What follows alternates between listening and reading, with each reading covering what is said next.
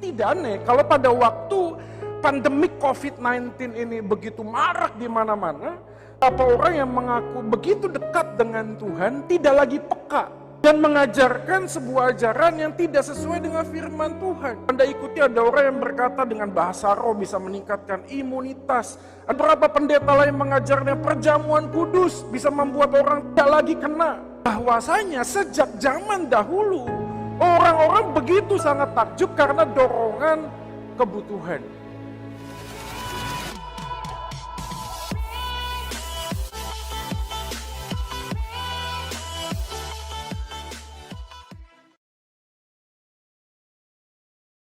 Lukas 19 ayat 28 hingga 44. Demikianlah firman Tuhan. Dan setelah mengatakan semuanya itu, Yesus mendahului mereka dan meneruskan perjalanannya ke Yerusalem. Ketika ia telah dekat Betfage dan Betania yang terletak di gunung yang bernama Bukit Zaitun, Yesus menyuruh 2 orang muridnya dengan pesan, "Pergilah ke kampung yang di depanmu itu. Pada waktu kamu masuk di situ, kamu akan mendapati seekor keledai muda tertambat yang belum pernah ditunggangi orang. Lepaskanlah keledai itu dan bawalah kemari. Dan jika ada orang bertanya kepadamu, mengapa kamu melepaskannya? Jawablah begini, Tuhan memerlukannya." Lalu pergilah mereka yang disuruh itu dan mereka mendapati segala sesuatu seperti yang telah dikatakan Yesus. Ketika mereka melepaskan keledai itu, berkatalah orang yang empunya keledai itu, "Mengapa kamu melepaskan keledai itu?" Kata mereka, "Tuhan memerlukannya." Mereka membawa keledai itu kepada Yesus, lalu mengalasinya dengan pakaian mereka dan menolong Yesus naik ke atasnya. Dan sementara Yesus mengendari keledai itu, mereka menghamparkan pakaiannya di jalan. Ketika ia dekat di Yerusalem di tempat jalan menurun dari Bukit Zaitun, mulailah semua murid yang mengiringi dia bergembira dan memuji Allah dengan suara nyaring oleh karena segala mujizat yang telah mereka lihat. Kata mereka, "Diberkatilah dia yang datang sebagai raja dalam nama Tuhan. Damai sejahtera di sorga dan kemuliaan di tempat yang maha tinggi." Beberapa orang Farisi yang turut dengan orang banyak itu berkata kepada Yesus, "Guru, tegurlah murid-muridmu itu." Jawabnya, "Aku berkata kepadamu, jika mereka ini diam, maka batu ini akan berteriak." Ayat 41. Dan ketika Yesus telah dekat dan melihat kota itu, ia menangisinya. Katanya, "Wahai, betapa baiknya jika pada hari ini juga engkau mengerti apa yang perlu untuk damai sejahteramu. Tetapi sekarang hal itu tersembunyi bagi matamu. Sebab akan datang harinya bahwa musuhmu akan mengelilingi engkau dengan kubu, lalu mengepung engkau dan menghimpit engkau dari segala jurusan, dan mereka akan membinasakan engkau beserta dengan pendudukmu. Dan pada tembokmu mereka tidak akan membiarkan satu batu pun tinggal terletak di atas batu yang lain, karena engkau tidak mengetahui saat bila mana Allah melawat engkau." Ya, kalau kita membaca dalam Lukas pasal yang ke-19, maka kita akan melihat bagaimana Yesus dieluk-elukan di Yerusalem. Sebelumnya, saya mengajak kita untuk melihat dulu latar belakangnya. Yang menarik sekali, kalau Bapak Ibu memperhatikan, Lukas adalah seorang yang bukan orang Yahudi. Kalau Anda melihat dalam bagian ini, keunikan kitab Lukas, nampak sekali ketika Lukas mencatat Injil tentang Yesus yang justru menekankan tentang universal. Bukan keselamatan itu sifatnya universal, tetapi Lukas ingin sekali menjadi representasi bahwa orang di luar Yahudi pun percaya kepada Kristus, itu akan tetap diselamatkan oleh penebusan Kristus. Dan yang bagian yang kedua, Lukas adalah satu-satunya penulis Injil yang melanjutkan kitab yang kedua, yaitu kitab Kisah Para Rasul. Kenapa ini menjadi penting? Karena di dalam bagian berikutnya, bait Allah dihancurkan itu nampak sekali dan tercatat di dalam Injil Lukas. Artinya kemungkinan besar memang Injil Lukas ini dituliskan 70 Masehi, kurang lebih. Jadi kalau kita membaca dalam bagian ini, umur 33 tahun, kira-kira Yesus kemudian wafat, lalu kemudian 40 tahun kemudian bait Allah itu dihancurkan. Dan di dalam Lukas pasal yang ke-19, kalau Anda membaca di dalam bagian ini, sebenarnya ada bagian yang memang menjadi penggenapan, tapi tidak dituliskan. Jadi kalau Bapak Ibu melihat di dalam slide, ini langsung ada nampak di layar Anda mungkin ya, langsung bagian yang pertama. Maka Matius 21 ayat 5 dan Yohanes 12 ayat 15 itu memberikan sebuah note bahwasanya apa yang dilakukan oleh Yesus masuk ke dalam Yerusalem sudah menjadi nubuatan oleh para nabi. Kaitan dengan apa yang akan kita baca. Apa yang kita baca pada waktu melihat bagian ini? Lukas yang seorang Yunani dan seorang dokter yang sangat rasional, kemudian menempatkan sebuah klimaks di dalam konteks Yesus masuk ke dalam Yerusalem. Di slide yang kedua akan melihat bahwa pada waktu mereka datang untuk bergembira dan memuji Allah dengan suara nyaring, dituliskan karena segala mujizat yang telah mereka lihat. Jadi seorang Yunani, seorang yang sangat rasional, ini tidak cocok sebenarnya untuk memasukkan tentang mujizat. Karena di dalam bagian perjanjian baru, misalnya di dalam 1 Korintus dijelaskan bahwa orang Yunani itu tidak mencari mujizat. Orang Yunani itu mencari hikmat. Tetapi dalam konteks ini justru penulis, yaitu Lukas, itu menempatkan bagian ini menjadi hal yang penting seakan-akan. Karena di dalam Injil Matius tidak ada kalimat tentang mujizat. Di Yohanes itu lebih kuat. Bukan hanya mujizat, tetapi juga dikatakan tentang Lazarus yang dibangkitkan.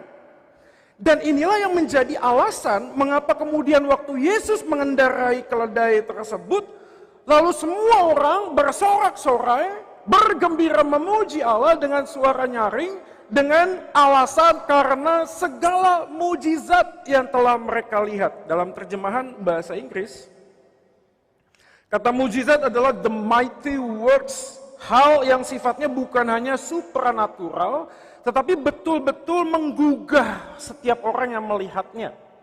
Maka kalau Anda membaca di dalam bagian ini, 6 mujizat dituliskan sebelum masuk di dalam Lukas pasal 19.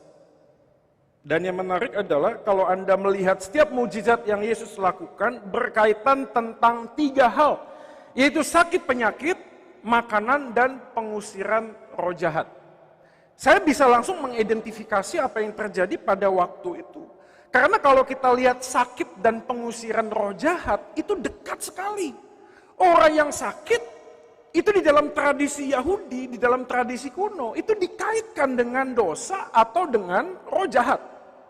Jadi ada hal tertentu yang berkaitan secara fisik, tapi disebabkan oleh hal-hal yang sifatnya mistik. Dan bagian yang kedua adalah makanan. Jadi saya langsung mendapatkan sebuah pesan begini. Setiap hal yang membuat kita itu terimpresi tentang sebuah hal supranatural, itu selalu dikaitkan dengan hal yang kita butuhkan. Makanya tidak aneh kalau pada waktu pandemik COVID-19 ini begitu marak di mana-mana, beberapa orang yang mengaku begitu dekat dengan Tuhan tidak lagi peka dan mengajarkan sebuah ajaran yang tidak sesuai dengan firman Tuhan. Kalau Anda ikuti, ada orang yang berkata dengan bahasa roh bisa meningkatkan imunitas. Ada beberapa pendeta lain mengajarnya perjamuan kudus bisa membuat orang tidak lagi kena. Nah Bapak Ibu, dimanapun Anda berada hari ini, Anda harus melihat dan menyimak bagian ini. Bahwasanya sejak zaman dahulu, orang-orang begitu sangat takjub karena dorongan kebutuhan. Saya tidak menampik bahwa ketika kita membutuhkan sesuatu, kita akan terus fokus meminta kepada Tuhan apa yang kita butuhkan. Tetapi bagian ini mengajarkan kepada kita, Bapak Ibu sekalian, bahwa ketika orang-orang Yahudi saat itu betul-betul sungguh-sungguh memuji Tuhan, bergembira, alasannya bukan karena Sang Mesias Raja itu sudah datang, bukan karena pribadi Yesus, ya bukan. Tapi karena banyak orang melihat kekuatan yang supranatural yang Yesus miliki. Itu yang mereka butuhkan untuk membebaskan mereka. Dari mana? Perbudakan orang Roma saat itu. Penjajahan, kesulitan, tidak bisa makan, mereka tertindas, mereka sangat kesulitan.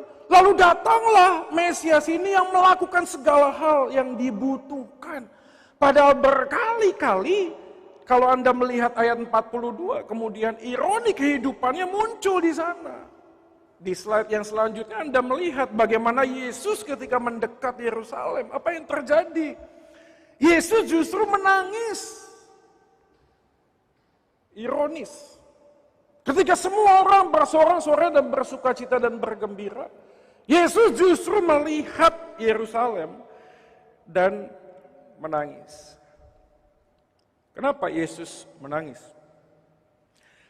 Dikatakan di dalam ayat 42, wahai betapa baiknya jika pada hari ini juga engkau mengerti apa yang perlu untuk damai sejahteramu. Tetapi sekarang hal itu tersembunyi bagi matamu. Dalam arti kata lain, kalau kita terjemahkan kalimat Yesus, sebenarnya sedang ngomong, kamu tuh cari apa sama saya? Saya datang bukan untuk sekedar membebaskanmu secara fisik. Aku datang kepadamu untuk memberi damai sejahtera kepadamu. Yaitu sebuah penebusan dosa yang membuat engkau tidak lagi sendirian. Di tengah-tengah semua penderitaan, kesulitan, perbudakan, penjajahan, tindasan yang engkau dapatkan. Aku datang untuk memberikan damai sejahtera kepadamu. Tapi orang di sekitar sana justru tidak melihat bagian itu. Yang mereka lihat adalah bagaimana apa yang aku inginkan bisa terpenuhi. Ini lagi-lagi ironi yang kedua. Kenapa demikian Bapak Ibu sekalian? Karena Yerusalem sendiri berarti kata pengajaran tentang damai sejahtera. Kota tentang damai sejahtera, tapi Yesus justru berkata, wahai, betapa baiknya jika pada hari ini engkau ngerti apa yang perlu untuk damai sejahteramu. Ini kan lucu ya. Kenapa lucu? Karena ini seperti nanya sama seorang montir atau mekanik yang sudah buka bengkel bertahun-tahun, lalu kita datang tanya, Pak, permisi tanya, Bapak tahu radiator yang mana enggak? Ini lucu sekali. Nah, ini sudah bertahun-tahun buka bengkel kok, ngoprek banyak mesin kok. Lalu tanya radiator yang mana, sudah, nggak usah ditunjuk pun tutup mata saya tahu kok yang mana. Ini sama seperti nanya kepada seorang wanita, Bu maaf, apa ibu tahu lipstik? Tahu lipstik? Ya mungkin nggak tahu lah. Atau mungkin Anda tanya kepada seorang wanita, Anda tahu arti kata sale atau diskon? Mungkin beberapa wanita berkata, saya nggak ngerti. Yang saya ngerti hanya melakukannya, tapi tidak mengerti mendefinisikannya apa itu diskon. Ini orang Yerusalem yang adalah sumber damai sejahtera, Yesus justru berkata, engkau mengerti apa yang perlu untuk damai sejahteramu. Di dalam terjemahan yang lainnya bahkan dikatakan bahwa kalimat perlu untuk damai sejahteramu berkaitan dengan sesuatu yang diperlukan untuk memperoleh damai sejahtera itu. Dan inilah yang dicatat dalam Lukas 13 ayat 34, bukan? Yerusalem bukan tidak mengerti Mesias yang datang dari sejak para nabi menubuatkan. Tapi mereka mengeraskan hati mereka seakan-akan semua hal, tradisi, semua hukum Taurat, semua kemegahan sebagai orang pilihan menjadi lebih utama ketimbang dengan kehadiran Sang Yesus yang ingin menebus dosa manusia. Lukas 13 ayat 34 di dalam slide dikatakan, Yerusalem, Yerusalem, engkau yang membunuh nabi dan melempari dengan batu orang-orang yang diutus kepadamu. Berkali-kali aku rindu mengumpulkan anak-anakmu, sama seperti induk ayam mengumpulkan anak-anaknya di bawah sayapnya. Tetapi kamu tidak mau.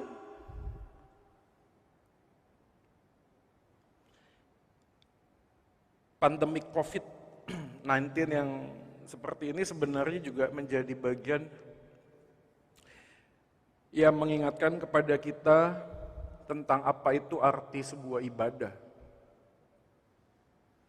Jangan-jangan kita terjebak di dalam penyakit masa lalu seperti orang Israel yang justru menempatkan mujizat, apa yang saya butuhkan menjadi nomor satu, tradisi, dan kepercayaan akan orang pilihan, sejarah-sejarah kemenangan demi kemenangan yang pernah dilakukan.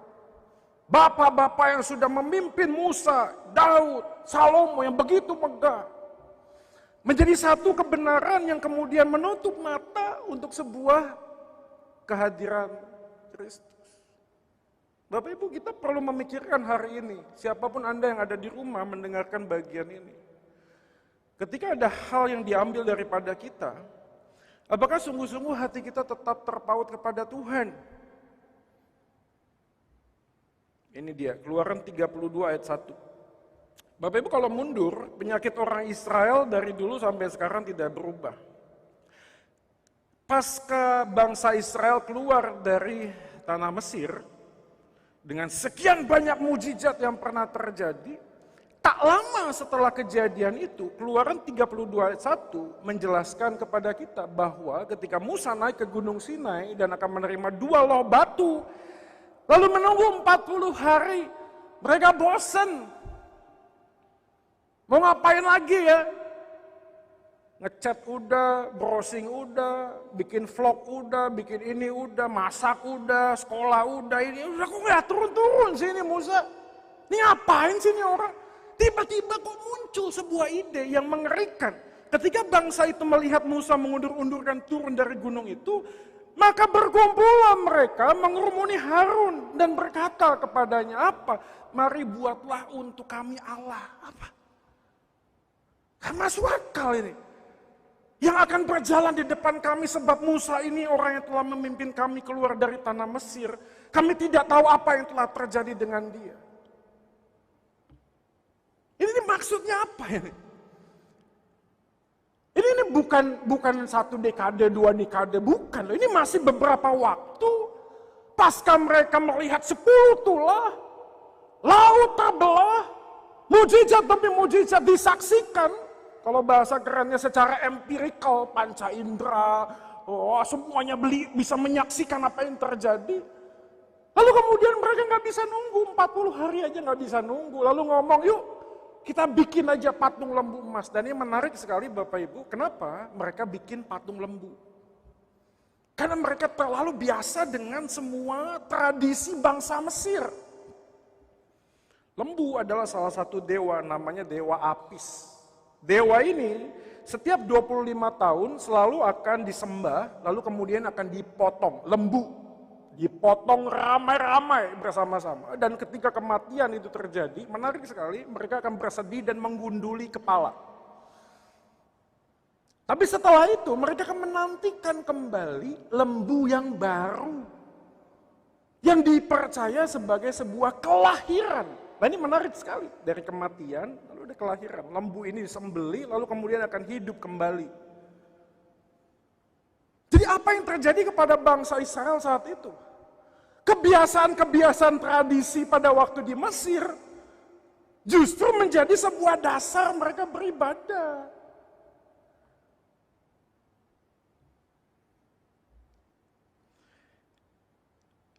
Lebih mudah membawa bangsa Israel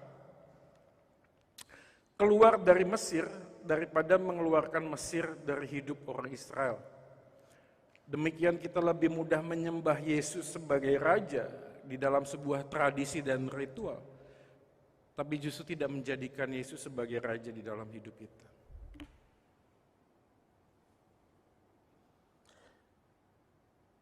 Sejujurnya saya lihat kebaktian kalau Anda ada di sini ya mungkin ya, tapi nggak usah datang ke sini ya, di Pregolan. Saya jalan keluar itu lihat ya, situasi di dalam sini. Sedih sih sebenarnya. Setiap minggu kita biasanya datang bersama-sama, bersalaman, ada senyuman, ada tegur sapa. Ya. Anak-anak keluar, ya. Ada yang mulai nangis-nangis, digendong. Bleskor biasanya ada Pak Indarto di sana beres-beres. Ramai sekali. Jujur saya juga sedih. Tapi dalam kasus yang seperti ini, situasi yang seperti ini, Kita sedang ditanya, yang jadi raja itu GKI-nya, tradisinya, suasananya, atau Yesusnya? Dan saya yakin ini tidak mudah dijawab gitu loh. Saya tahu mereka yang sedang bekerja kesulitan sekarang ini. Tidak lagi punya income, harus bayar karyawan, perusahaannya harus berhenti dan lain sebagainya. Tidak mudah untuk bisa beribadah dalam suasana yang galau. Mungkin Anda yang ada di sini pun sedang mengikuti ibadah, handphone tetap bunyi. Tanya itu, Pak gimana Pak besok? Janjiannya gimana Pak? Ini gimana Pak? Ini harus dibayar loh Pak. Ini tagihannya banyak Pak. Ini cicilan kita bagaimana Pak? Mungkin ada banyak hal di dalam pikiran kita. Tapi firman Tuhan hari ini mengingatkan kepada kita bahwa siapakah yang menjadi raja. Karena saya terlalu amat yakin bahwa dari dulu sampai sekarang kalimat iblis ini relevan. Di alam Ayub pasal 1, ketika iblis datang kepada Tuhan dan ada sebuah diskusi yang dicatat. Dan iblis menyampaikan sebuah kalimat yang luar biasa. Lalu jawab iblis kepada Tuhan, apakah dengan tidak mendapat apa-apa Ayub takut akan Allah? Bukankah engkau yang membuat pagar dan rumah serta segala yang dimilikinya? Apa yang dikerjakannya telah kau berkati dan apa yang dimilikinya makin bertambah di negeri itu dan seterusnya. Dan saya highlight kalimat yang iblis katakan. Saya bukan ngomong bahwa corona COVID-19 dari iblis. Tapi kalau kita melihat dalam kalimat iblis kepada Tuhan, rasanya sangat relevan kok. Seakan-akan mungkin iblis akan berkata, apakah dengan tidak beribadah di GKI Pregolan Bunder, jemaat Pregolan akan tetap takut akan Allah? Apakah dengan tidak memiliki semua pekerjaan penghasilan, dia tetap takut akan Allah? Lagi-lagi Bapak Ibu saya sadar sekali, ini tidak mudah untuk dilalui. Bayangkan saja, di zaman yang seperti ini ada orang yang sedang sakit di depan mata. Mau nolong aja susah. Padahal udah jatuh di depan mata kita. Susah.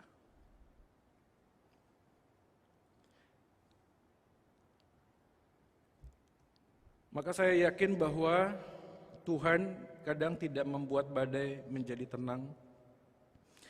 Tapi dia juga bisa buat kapal yang kuat untuk dapat menghadapi badai. Dimanapun Anda berada menyaksikan dan melihat streaming khotbah ini. Saya tahu kita tetap harus berdoa supaya pandemik COVID-19 ini bisa berlalu dengan cepat. Kita tetap berdoa supaya kondisi kembali normal. Saya setuju sekali. Tapi yang terlebih penting daripada hal itu adalah mengoreksi hati.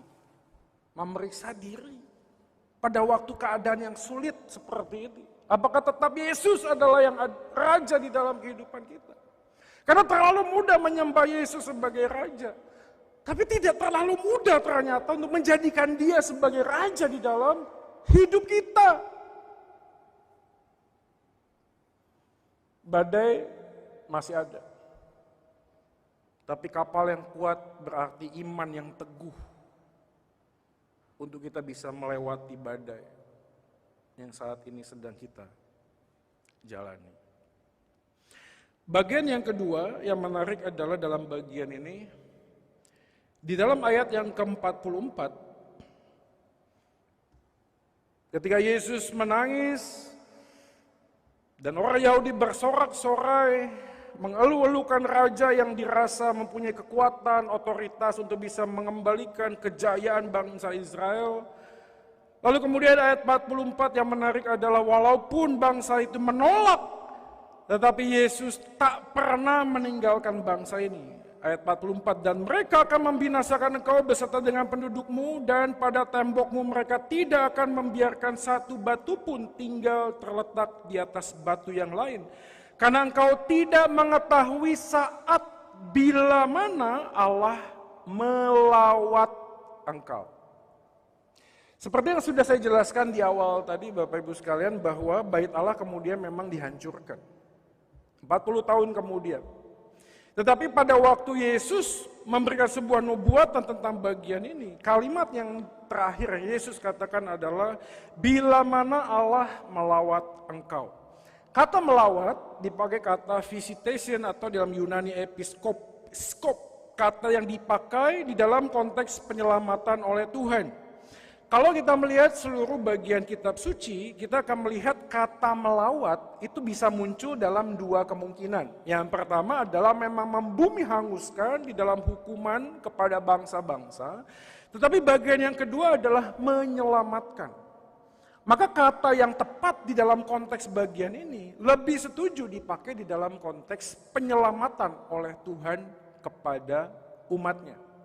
Artinya dalam bagian yang lain seakan-akan apa yang terjadi di dalam luluh lantak bagian ini itu berkaitan dengan ayat 45 sampai 48 ketika Yesus saat itu masuk ke dalam bait Allah, dan apa yang dilakukan oleh Yesus saat itu adalah membersihkan dan mengusir semua orang yang ada di dalam bait Allah karena mereka tidak lagi menggunakan bait Allah sebagaimana mestinya. Kata ini memberikan kepada kita petunjuk bahwa di dalam Kejadian 50 ayat 24 dan Lukas 1 ayat 68, kata yang sama yang diperhatikan, yang dipakai adalah tentu Allah akan memperhatikan kamu dan membawa kamu keluar, atau Lukas 1 ayat 68, terpujilah Tuhan Allah Israel sebab ia melawat umatnya. Ini menarik sekali. Karena bagi saya bentuk sebuah kasih itu tidak harus dinyatakan dengan sesuatu hal yang berjalan baik-baik saja. Yesus berbicara tentang penderitaan, kesulitan, dan tekanan kehidupan. Tapi justru di dalam penderitaan dan kesulitan yang seperti itu, lawatan Tuhan akan tetap dinyatakan. Dalam konteks bagian lain sebenarnya ketika Yesus datang, dia menggenapi semua ucapan para nabi, yaitu anak manusia akan mati. Itu menebus dosa. Tetapi sebelum sampai kepada puncak kemenangan, Sang Mesias harus menderita. Jadi penderitaan itu di dalam naturnya tidaklah jahat. Karena justru di dalam penderitaan, kasih Tuhan dan kebaikan Tuhan semakin terlihat nyata. Roma 8 ayat 18 dikatakan demikian. Kita bisa baca bersama-sama Bapak Ibu yang ada di rumah. Sebab aku yakin bahwa penderitaan zaman sekarang ini tidak dapat dibandingkan dengan kemuliaan yang akan dinyatakan kepada kita. Dalam terjemahan bahasa Inggris ada kata not worth comparing with the glory. Bukan hanya sekedar disandingkan dan dibandingkan, tapi tidak lagi punya harga apapun. Penderitaan yang kamu alami di dunia ini tidak dapat dibandingkan harganya dengan kemuliaan yang akan didapatkan kelak. Waktu anak saya baik-baik saja dan sehat-sehat saja, Caleb itu umur 14-16 bulan, saya bawa dia ke rumah sakit. Dan saya membiarkan bersama dengan istri saya, membiarkan anak ini untuk disakiti dan menderita, yaitu disuntik imunisasi. Mungkin Caleb pada waktu dia kecil, dia nggak ngerti. Kok papa jahat sekali sih? Saya nggak apa-apa, saya nggak sakit, kok tiba-tiba orang pegang saya, lalu ada orang yang menyakiti hati saya, menyakiti tubuh saya. Tapi memang ada hal yang lebih baik, ada the greater good, ada kebaikan yang lebih baik yang dilewati melalui sebuah penderitaan. Tentu ini yang menjadi pertanyaan bagi orang yang tidak percaya kepada Tuhan. Karena mereka berkata penderitaan dan Allah yang hadir itu nggak pernah sinkron. Enggak. Allah yang hadir dengan penderitaan itu bisa sinkron kok. Penderitaan justru memberikan sebuah kebaikan yang lebih baik. Dan itu tidak menyalahi aturan logika kita. Enggak kok. Coba kita lihat, ini ada satu orang namanya Gaby Gingras dari Amerika. Dia menderita sebuah penyakit hereditary sensory autonomic neuropathy, HSN, kelainan genetik yang sangat langka, mempengaruhi saraf sensorik, serabut saraf di tubuh Gaby tak bisa mendeteksi rasa sakit. Yang menariknya adalah karena dia tidak bisa merasakan rasa sakit, Waktu bayi, ia menggigit barang sampai giginya berdarah. Akhirnya semua giginya dicabut. Umur 1 tahun, ia merusak mata kirinya sendiri sehingga harus menggunakan artificial eye. Dan di dalam dunia medis, muncullah sebuah misteri yang dikutip dalam https://ibcnews.go.com dan seterusnya. Medical mystery, a world without pain. Dan muncul sebuah konklusi yang sangat menarik, hidup tanpa rasa sakit justru adalah penderitaan.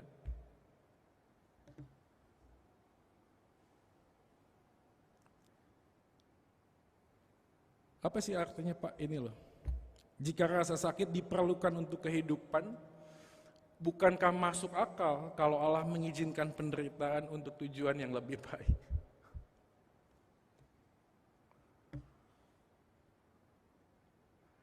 Bapak lihat gak sih pada waktu pandemik ini terjadi, saya melihat ada kebaikan Tuhan yang dinyatakan yang membuat kita betul-betul bisa terkejut. Ada orang-orang tertentu yang selalu memikirkan tentang bisnisnya, hari ini membuka matanya melihat tukang ojol, tukang Grab, tukang Gojek, lalu membawa uangnya, bertanya, memberikan nasi, mungkin makanan. Ada beberapa orang tua yang saat ini mungkin udah gak pernah ngomong sama anaknya, sekarang dipaksa ada di rumah.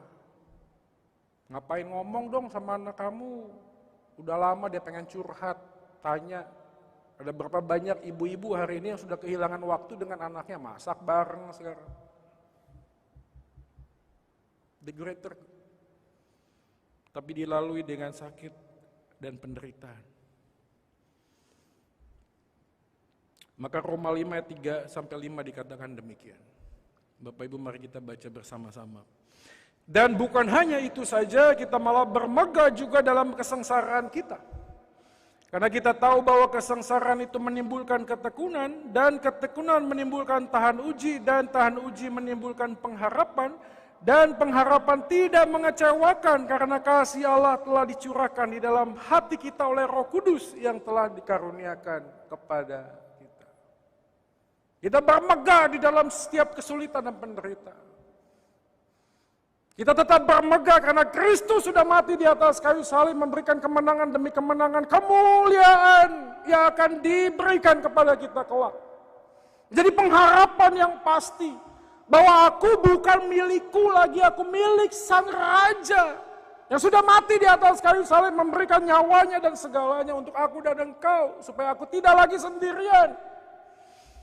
Di tengah-tengah pandemi COVID-19 ini, virus corona itu, adakah di antara Anda yang saat ini sedang mengikuti ibadah dan sendirian? Anda tidak lagi ada orang di kiri kanan Anda. Anda mungkin berkata, Tuhan begitu beratnya hidupku. Hari ini firman berkata, Yesus sudah mati buat engkau. Dia hidup bersama dengan engkau, dia bersama dengan engkau saat ini. Yesus menebus kita bukan hanya untuk bisa masuk ke dalam surga, tapi supaya kita menjadi anak-anaknya, diperhatikan, dijaga, dipelihara. Ada damai sejahtera ketika justru ada banyak badai yang terjadi. Tim Keller mengatakan demikian yang terakhir. Di dalam sebuah bukunya dia mengatakan, and Jesus took away the only kind of suffering that can really destroy you, that is being cast away from God. He took that so that now all suffering that comes into your life will only make you great. Di dalam terjemahan bahasa Inggrisnya, bahasa Indonesia dikatakan Yesus telah menanggung satu-satunya penderitaan yang bisa betul-betul menghancurkanmu, yaitu terpisah dari Allah. Tapi Yesus telah menanggungnya agar semua penderitaan yang datang saat ini kepadamu hanya akan membuatmu semakin hebat.